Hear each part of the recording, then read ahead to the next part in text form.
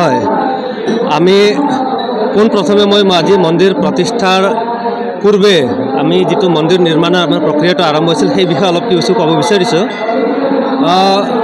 বিগত 2022 চনৰ আমাৰ এই যেহেতু মন্দিৰ নিৰ্মাণৰ আমি আলোচনা বা বিভিন্ন আমাৰ সমাজৰ ব্যক্তিসকলৰ মাজত আলোচনা মৰ্মে আমি ইয়াতে লক্ষ্মীনাৰায়ণ মন্দিৰ নিৰ্মাণৰ প্ৰচেষ্টা হাতত লৈছিলোঁ। 2022 চনৰ 11 ফেব্ৰুৱাৰী তাৰিখে আমাৰ মন্দিৰৰ শিলান্যাস কৰা হৈছিল।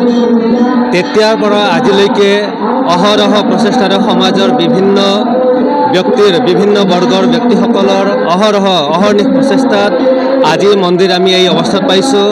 আৰু গৈ শেষত এই মাহৰে 21 তাৰিখৰ পৰা আজি 2025 তাৰিখলৈকে 5 দিনীয়া বৰ্ণাঢ্য কাৰ্যসূচীৰে আমি মন্দিৰ প্ৰাণ প্ৰতিষ্ঠা এবং মন্দিৰ উদ্ঘাটন সমাৰোহ আয়োজন কৰিছোঁ।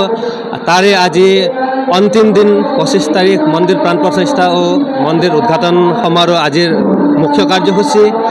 গতিকে আমি ইয়াতে অতি সুখী হৈছোঁ যে বিশাল জনসমাগম আজিৰ এই কাৰ্যসূচীত অংশগ্ৰহণ কৰিছে।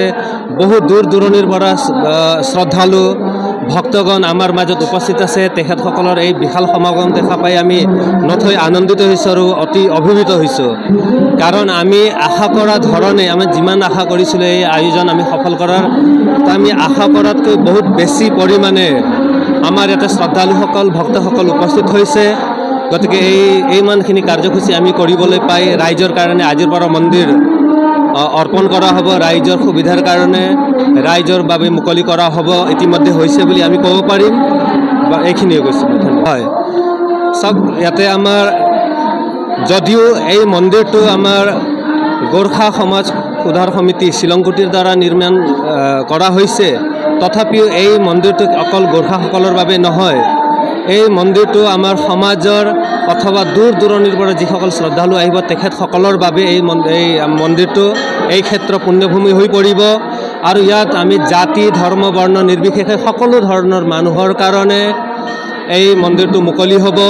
তেখেতসকলে নিজৰ শ্ৰদ্ধা অনুযায়ী ইয়াতে আহি নিজৰ আৰাধনা ভজন কীৰ্তন ইত্যাদি কৰিব পাৰিব।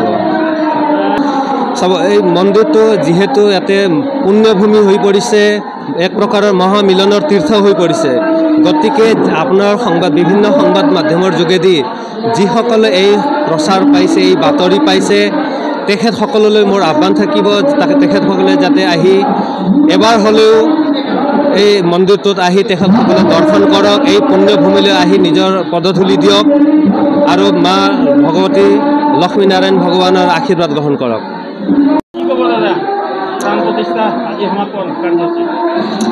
নমস্কাৰ।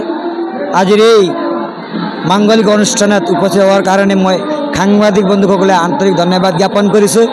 লগতে আমাৰ এই অনুষ্ঠানৰ আপোনাৰ মাধ্যমেদি যিমান ৰাইজে ভক্তপ্ৰাণ ৰাইজে এই অনুষ্ঠান উপভোগ কৰি আছে তেওঁলোককো আমাৰ তৰফৰ পৰা লক্ষ্মীনাৰায়ণ মন্দিৰ নিৰ্মাণ কমিটি তথা শিলংগুটি গোৰ্খা সুধাৰ সমিতিৰ তৰফৰ পৰা আন্তৰিক অভিনন্দন জ্ঞাপন কৰিছোঁ। চাওক, এইটো আমি মন্দিৰ কেৱল মাত্ৰ পূজাথলী হিচাপে ৰৈ নাথাকিব, ইয়াৰ বিভিন্ন অনুষ্ঠান গঢ় লৈ উঠিব।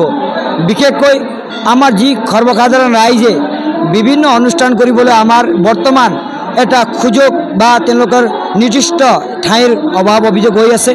তাৰ কাৰণে আমি গোৰ্খা সুধাৰ সমিতিয়ে এটা নিৰন্তৰ প্ৰয়াস আগবঢ়াই আছোঁ যাতে যিকোনো তেওঁলোকৰ মাংগলিক কাম, বিবাহ, অন্নপ্ৰসন্ন তথা আদি বহুতো যিকোনো যজ্ঞ আদি যিকোনো মাংগলিক কাম তেওঁলোকে ইয়াত সম্পন্ন কৰিব পাৰিব। আৰু এই আন্তঃগাঁথনি আমি নিষ্ঠাবান লাগি আছোঁ আৰু অতি কম সময়ৰ ভিতৰত এই সম্পূৰ্ণ ব্যৱস্থা আমি ৰাইজৰ কাৰণে উৎসৰ্গা কৰিম। এতিয়াও আমাৰ এক প্ৰকাৰ ব্যৱস্থা আমি ৰাখিছোঁ।